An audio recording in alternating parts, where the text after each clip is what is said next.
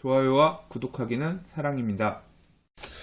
안녕하세요. 반갑습니다. 부동산입니다. 좀 전에 3기 신도시 이제 고향 창릉이랑 그 다음에 부천 대장지구 따로 읽어봤고요. 그 다음 요번 글에서는 요번 기사 여기 기사랜다. 요번 보도자료에서는 중규모 택지 조성 방안 그 다음에 이제 서울 안에 조그만 것들 살펴보겠습니다. 사실 앞에 읽어봤던 내용들이 사실상 메인이기 때문에 그냥 슬렁슬렁 보도록 할게요. 자, 요번에 살펴볼 곳은 안양 장상이고요. 67만 평 정도, 호수는 1만 3천 호 정도 규모라고 합니다. 사업 수행자는 한국토지주택공사, 경기도시공사, 안산도시공사하고, 지도상 보시면 위치는 이 위쪽에 시흥 목감지구가 있고요. 그 바로 밑에 쪽입니다. 그래서 목감역이라고 보이죠?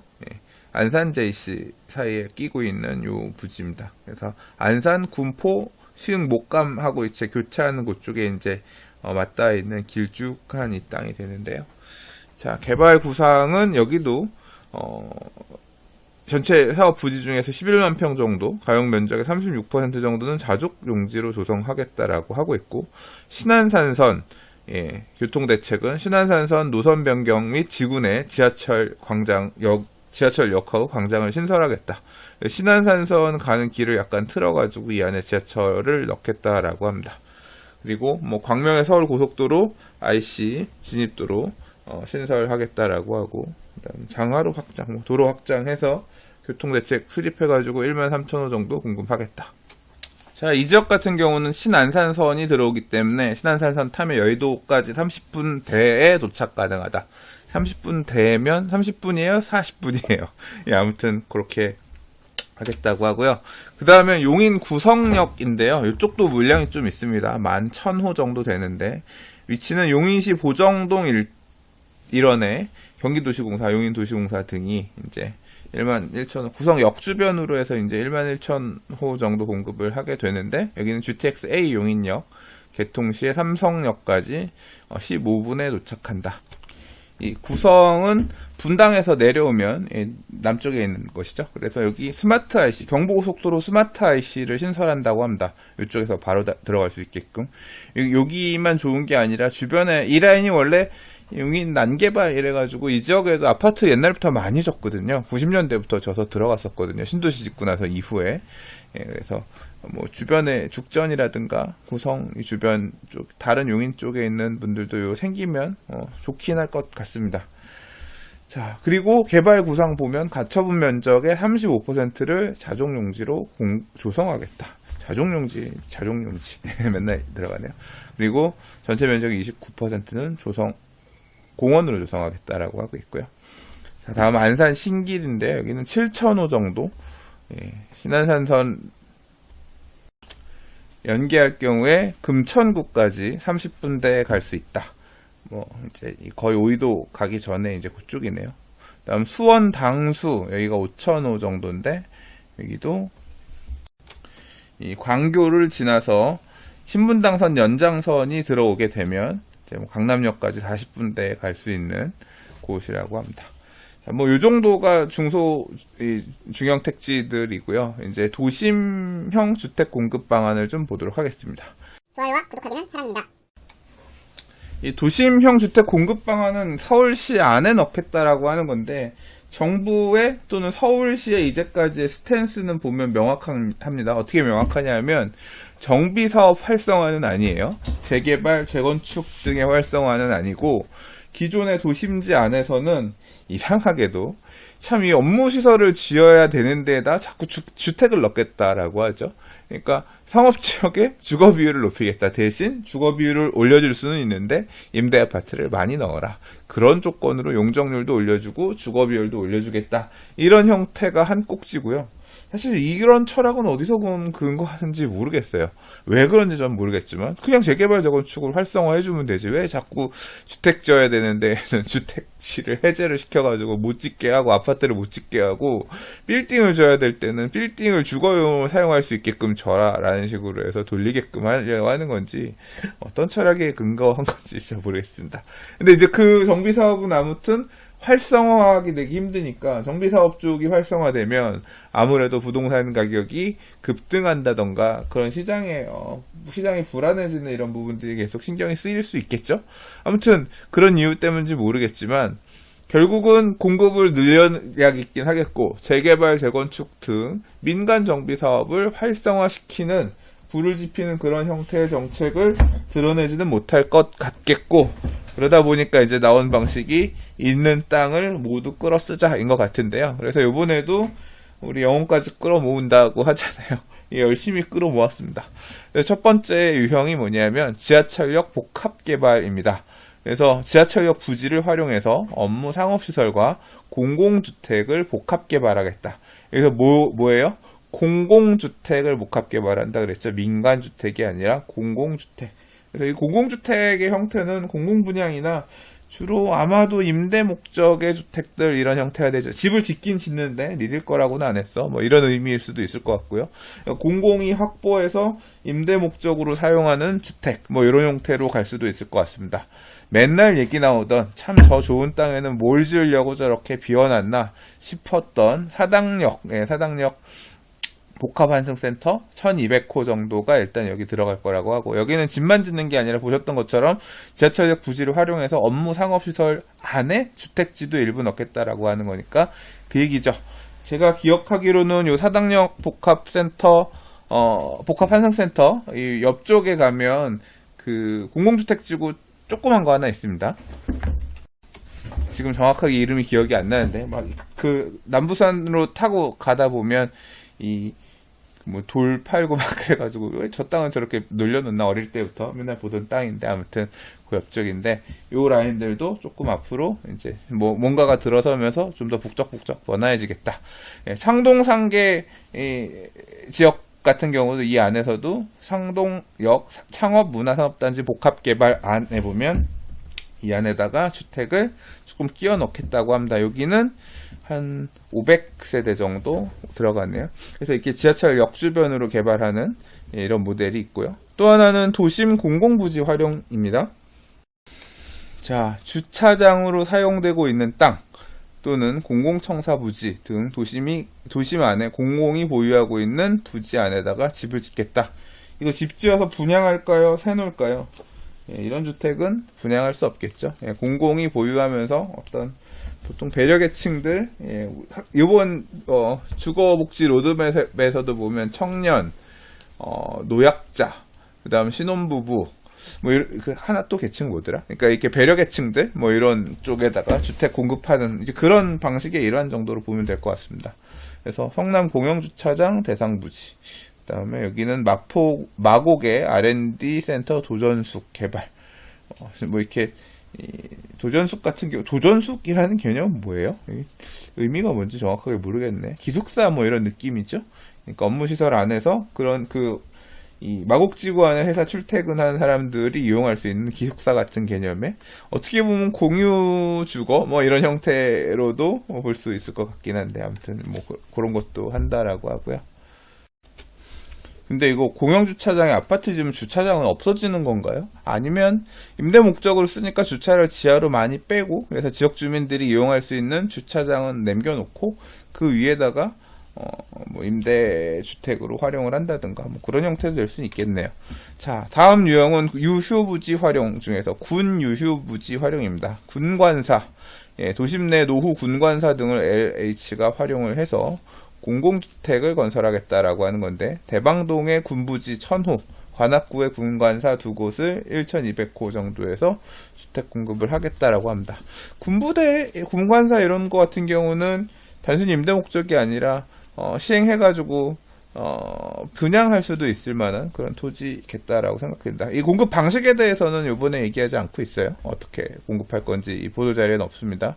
다음 공공시설 복합화, 이 얘기도 맨날 하던 얘기이죠.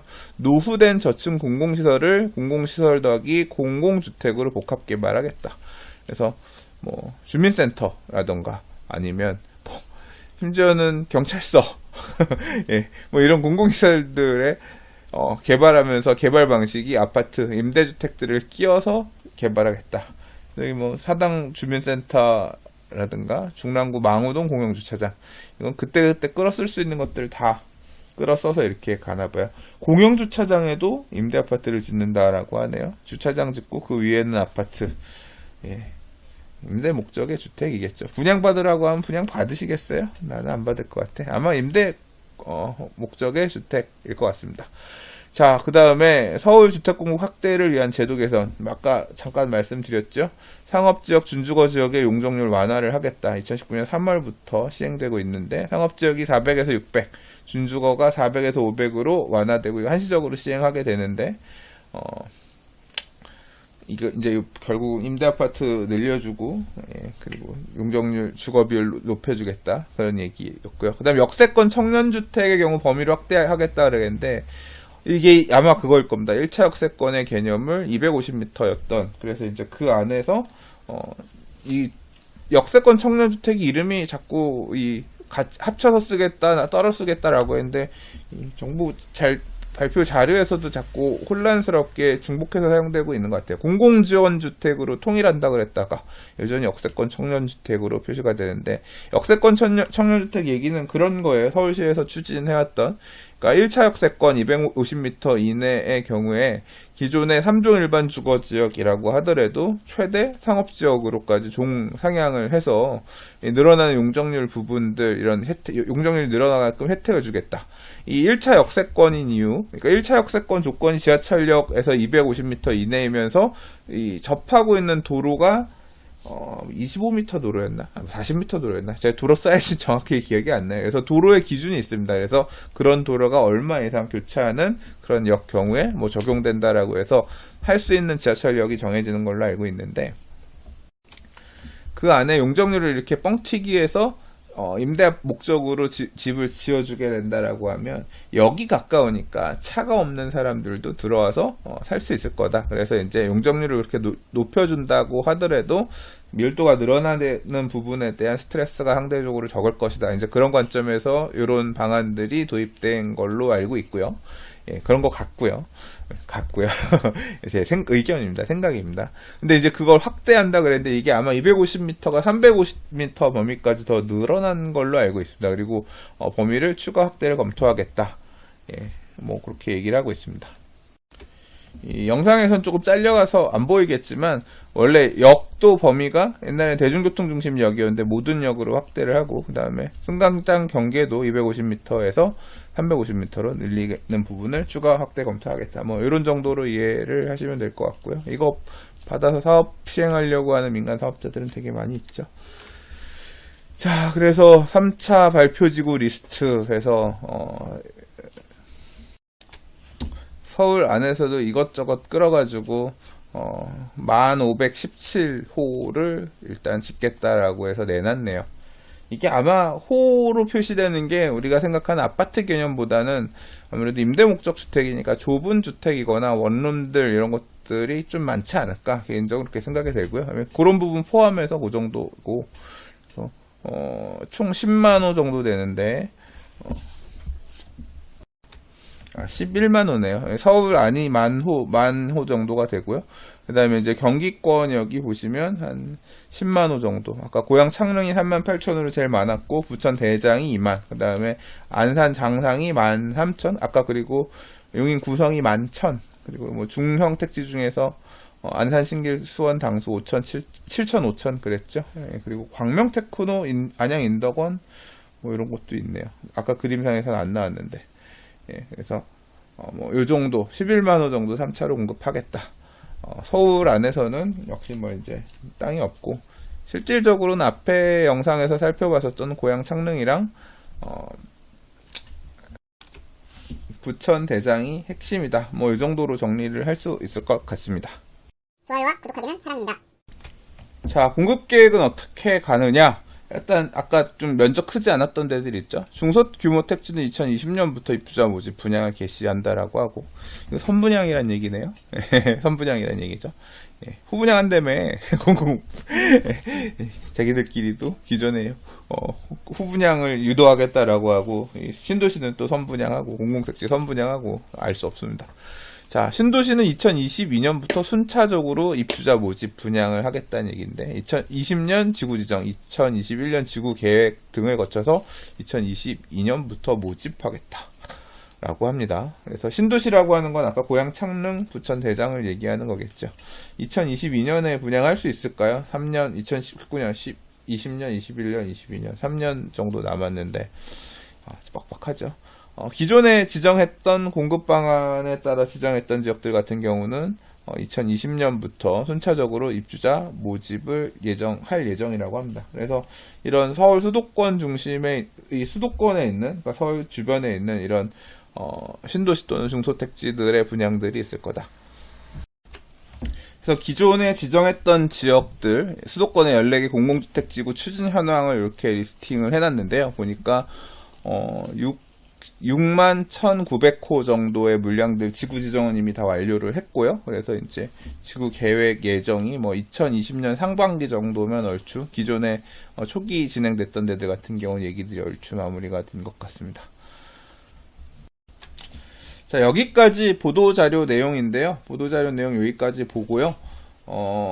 언론 등 또는 커뮤니티 등을 통해서 나오는 반응들까지 조금 살펴보고 영상을 마무리하도록 할게요. 좋아요와 구독하기는 사랑입니다. 자, 반응 첫 번째. 기존 신도시 주민들은 반기지 않는다. 나보다 서울에 가까이 붙어있는, 주요 업무지구에 가까이 붙어있는 지역에 허벌판에 이렇게 아파트를 때려 넣게 되면 내 입장에서는 나보다 이쁘고 좋은 놈들이 자꾸 생기는 거니까 유쾌하지 않다. 기존에 있는 것들을 활성화시키고 더 좋게끔 만들어서 주택 수요 분산을 해야지. 왜 부동산 가격의 문제는 서울 도시만에서 지금 발생하고 있는데 엄연 우리가 피해를 입어야 되느냐, 이제 그런 불만들이 되게 나오고 있다. 이게 한 꼭지고요. 자, 또 이런 의견도 있습니다. 언제 대체 공급할 건데 한참 걸리는 거 아니냐. 이거 내가 분양받으려고 하면 몇 년 있어야 돼. 위치 좋은 거 알겠는데, 이제 그런 셈법도 있는 거죠. 과거 2기 신도시가 이제서야 분양하는, 검단 같은 경우도 굉장히 오래전에 추진했지만 이제서 공급되고 있잖아요. 운정도 지금 앞으로 분양할 물량들이 남았고. 그러니까 이게 공급 시점 자체가 당장 아까 보도자료 등에서 보면 빠르면 2022년 정도에도 공급하겠다. 중규모 택지는 2020년부터 하겠다. 이렇게까지 얘기를 하고 있는데 정말 그때까지 나올 수 있는 거냐. 이제 기다리는 사람들 입장에서는 지금 너무도 긴 세월이라고 얘기를 하고 있죠. 가끔 보이는 기사들 중에서 제가 읽지 않고 넘어갔던 내용들 중에 보면 이제 3기 신도시들, 이제 주민들이 토지 수용 반대하는 수용 때문에 반대하는 그런 어떤 시위들 하고 그런 내용들도 있었는데, 과연 실제로 언제 택지 보상이 이루어지고 공급이 이루어져서 우리가 이제 분양 청약할 수 있는 시점까지 될 거냐, 이제 이 부분에 대한 얘기가 계속 말이 나오는 거죠. 기사에서 보시면 이 신도시 입주까지는 길게는 10년이나 걸릴 수 있고, 그 과정에서 각종 해결해야 될 과제나 변수가 산재해 있어서 현재 계획이 순조롭게 이루어질까 하는 의구심이 동시에 나온다. 2022년 빠르면 이 택지 공급한다고 치면 분양 시점이 앞으로 빠르면 4년 뒤, 5년 뒤 모르겠습니다. 그리고 집 짓는데 3년 정도 걸리잖아요. 그러면 짧게 봐도 한 입주까지 7, 8년 정도는 봐야 되는 거고, 빨리 공급되는 데도 있고 천천히 공급되는 데도 있을 거니까 진짜 10년 바라보고 들어가야 될 때도 있고, 좀 까딱 늦어지면 더 늦어질 수도 있겠죠. 그런데 이런 미래 공급이 지금 수요를 마음을 얼르고 달래주는데 효과가 있을 것이냐, 이제 그런 어떤 지적도 있고요. 검단 신도시도 지정된 지 10년 만인 2017년에 첫 삽을 떴고 올해부터 본격 분양이 이루어지고 있고, 작년에 지정된 남양주, 앙속, 신규 택지 등은 선정 이후 토지 보상 등을 둘러싼 주민 반대에 봉착해서 후속 작업이 이루어지지 않고 있고. 페이스북 보니까 어떤 분이 그런 우스개 글을 남겼더라고 하더라고요. 여기 분양받으면 좋겠다라고 했더니 거기는 너 말고 네 딸 시집 가면 분양받으라 그래.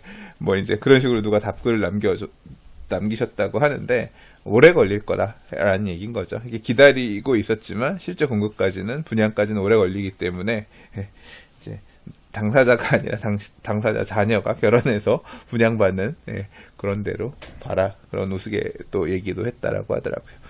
그리고 이제 6월 정도에 사실 이 공급 대책 나올 것처럼, 그러니까 이 3기 신도시 마지막 공급은 어디 될 거냐 할 때 이제 6월 정도 얘기가 있었는데, 지금 5월 초에 했으니까 굉장히 빨리, 생각보다 빨리 발표를 했잖아요.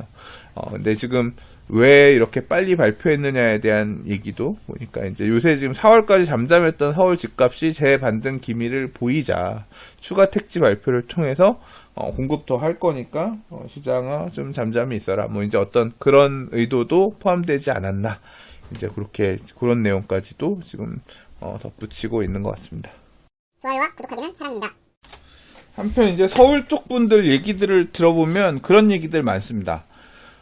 결국 이 신도시라고 하는 게 주로 이제 다 이 경기도 쪽에 있는 그린벨트를 풀어서 공급하는 거고, 서울 안에 그린벨트를 풀어서 서울 안에 공급되는 물량은 결국 없었습니다. 그러니까 박원순 시장이 관철했던 부분들이 거의 통과가 됐죠. 서울 안에 물량들은 다 이렇게 공공용지들 다 끌어 써가지고 몇백 개 이런 임대 중심으로 공급하는 거, 아니면 결국 이 상업 비율들 바꾸면서 임대 올리면 상업 지역의 주상복합들 이런 것들 조금 더 넣겠다라고 해서 물량들을 내놓은 거기 때문에, 지금 사람들이 그렇게 원하는 지금 사실 가격의 상승세를 이끌면서 서울 안에서도 지금 온도차가 다르잖아요. 굉장히 급등한 지역도 있는 반면에 덜 오른 지역도 있고, 물건 형태에 따라서 지역에 따라서 이렇게 차별화되는데, 서울 안에서 내놓은 공급 대책이라고 하는 게 과거에 적어도 위례신도시라든가 아니면 뭐 판교라든가 이런 정도의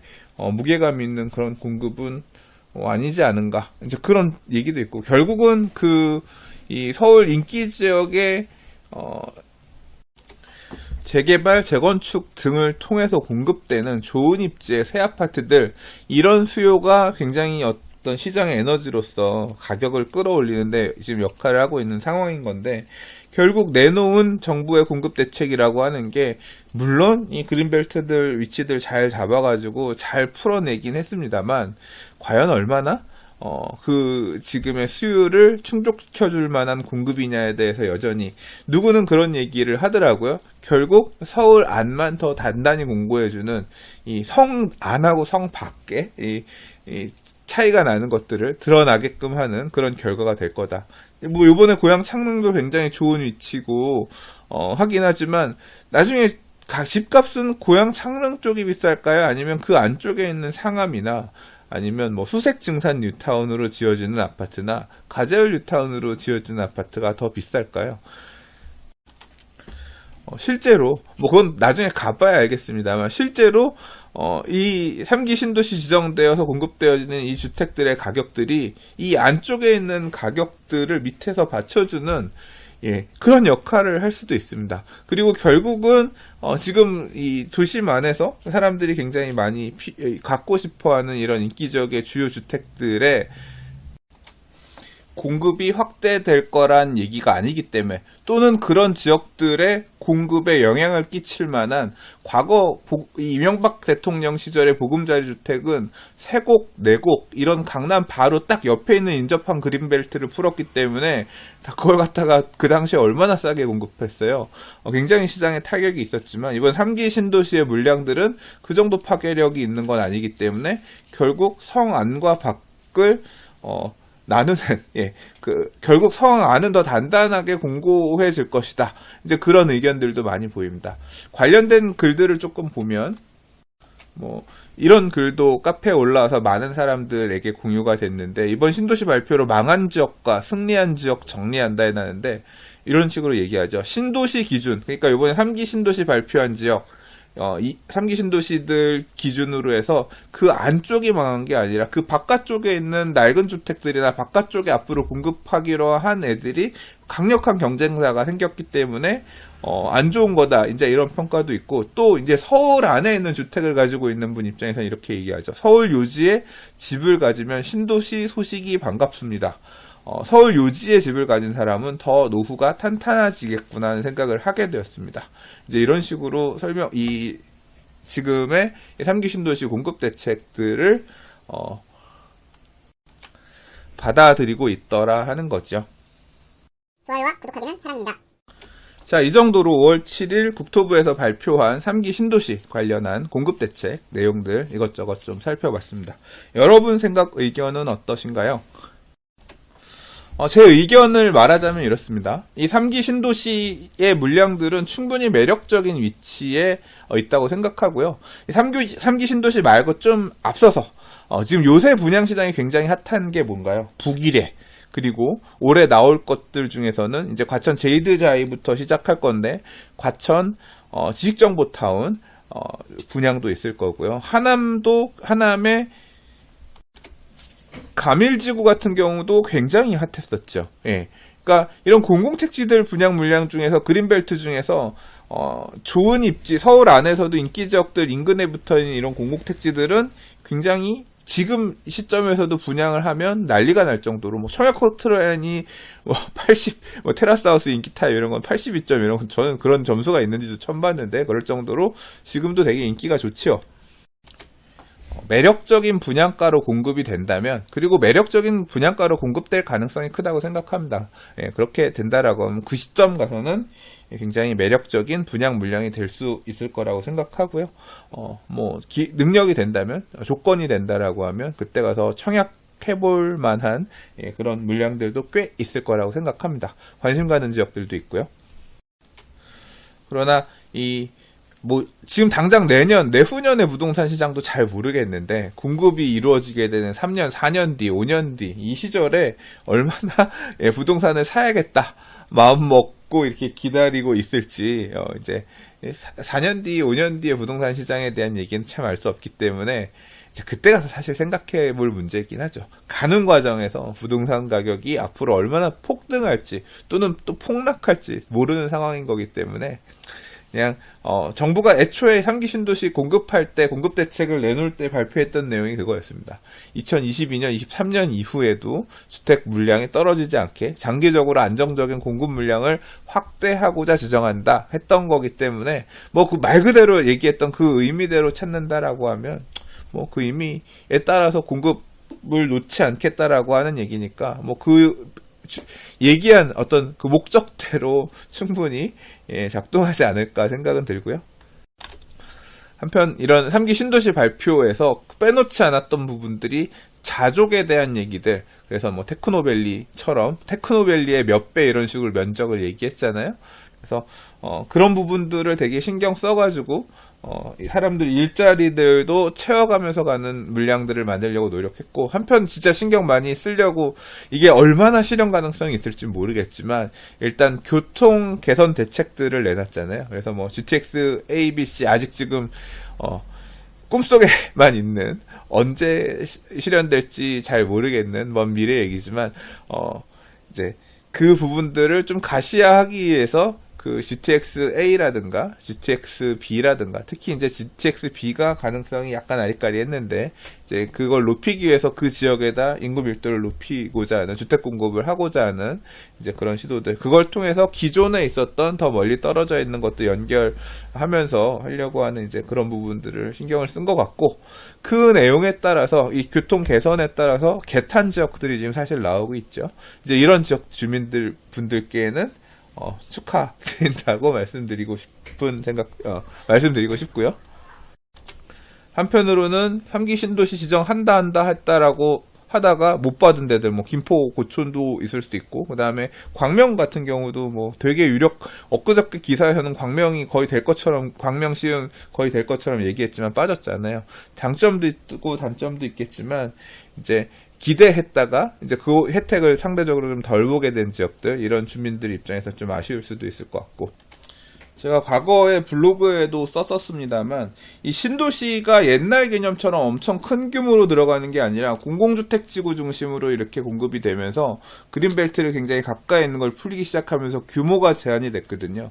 그래서 다산 신도시도 우리가 신도시로 부르지만 사실은 이 지금지구, 그 다음에 진건지구, 공공주택지구랑 기존에 이 도농동에 있는 재건축 또는 이제 이 재정비 촉진 지구 이런 부분들이 기존에 사람들이 살고 있는 지역이 묶이면서 이제 이런 다산 신도시 개념으로 해서 이제 확대가 되게 되는데, 그런 형태로 과거에는 조금 적은 인프라 9,000세대, 10,000세대 규모 정도의 적은 공공택지였다라고 하면 이런 부분들이 붙으면서 하나의 어떤 신도시처럼 굉장히 큰 규모가 있게끔, 짜임새 있게끔 이렇게 바뀌는 지역들도 나오게 됐죠. 그래서 이제 그런 지역들 입장에서 분명히 굉장히 좋을 거라고 생각하고, 상대적으로 투자적인 관점에서 볼 때에도 기존에 없었던 이런 부분들이 이번 신도시 발표를 통해서 갖춰지는구나라고 해서 재평가받을 만한 그런 요소들도, 계획대로만 사업이 잘 간다고 하면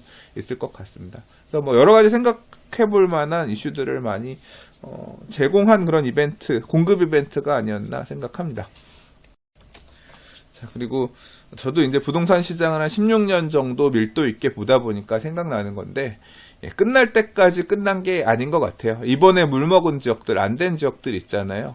저는 다음 부동산 텀, 또 언젠가 주택 공급에 대한 이슈가 있을 때, 뭔가 필요하다 얘기가 있을 때, 또 다 기존에 건드렸던 필지들, 옛날에 썼던 카드들 만지작 거렸다가 다시 내놓고 했던 것 같아요. 그래서 추가적으로 또 공급이 필요하면 나올 수도 있을 것 같아요. 이제 그런 의미에서 지금 떨어진 지역들도 장기적으로 또 머릿속에 한켠에는 담아놓고 있을 필요도 있겠다, 그런 생각도 얼핏 해보았습니다.